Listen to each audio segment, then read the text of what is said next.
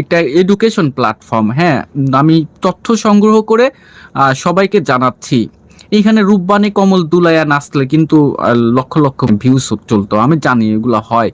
কিন্তু আমরা তো ভালো কাজে থাকি, ভালো কাজে মানুষের কম, ভালো মানুষের মানে বন্ধু কম হয়। তো সেটাই হয়তো হতে পারে, কিন্তু আমরা যেগুলো ভালো আছি অন্তত তাদের মধ্যে তো অন্তত একটা কমিউনিটি বিল্ড আপ করা উচিত। এই দেশটাকে নিয়ে ভাবতে হবে, কিন্তু ভাববে কারা? আমার আপনার মতো মানুষ, যারা সচেতন মানুষ। সবাই যদি অন্যায় দেখে চুপ থাকি, তাহলে তো অন্যায় ধারাবাহিকভাবে চলতেই থাকবে। এটি চলতে চলতে একদিন আমার উপরেই এসে মানে পড়বে সেই অন্যায়টি। দর্শক, এমন ঘটনা বহু মানুষের সাথে ঘটে যাচ্ছে। অনিয়ম, দুর্নীতি, এগুলো কিন্তু মানুষের মৌলিক অধিকারগুলোকে আপনার হচ্ছে বাধাগ্রস্ত করে।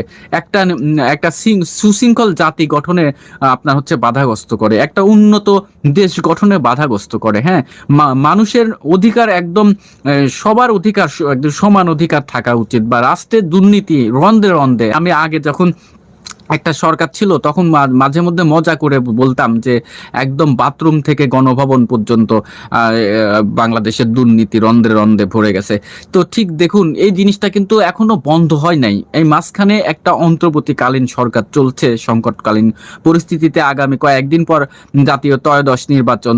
কিন্তু এই এই দেশে অপরাধ কিন্তু এখনো তুলনামূলকভাবে কমেনি, বরং পত্রিকা রিসার্চ করে, বিভিন্ন গবেষণা করে, বিভিন্ন তথ্যের ভিত্তিতে দেখা গেছে যে আগের অপরাধের চেয়ে বর্তমানে অপরাধের সংখ্যা অনেক গুণে বেড়ে গেছে। আমি নলেজ সবাইকে শেয়ার করতেছি, যেহেতু জ্ঞান বিতরণ করা এটা প্রত্যেকের, একটা যাদের জ্ঞান আছে তাদের এটা একটা সুন্নত হিসাবে চিন্তা করে মুসলমানরা, আমরা যারা আছি। এবং হাদিসও এটি সুনির্দিষ্ট হাদিসও আছে, আমি নাম্বার এবং নাম না বলতে পারছি না।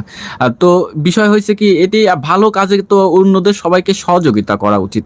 এবং আমি আপনাদেরকে একদম কমিটমেন্ট করছি যে আমি কোনো পক্ষপাত দুষ্ট হব না, কখনো হব না, এবং কোনো পক্ষে যাব না। পক্ষে হলে বাংলাদেশের পক্ষে, সব মানুষের পক্ষে, সব মানুষ যেদিকে আমি সেই দিকে।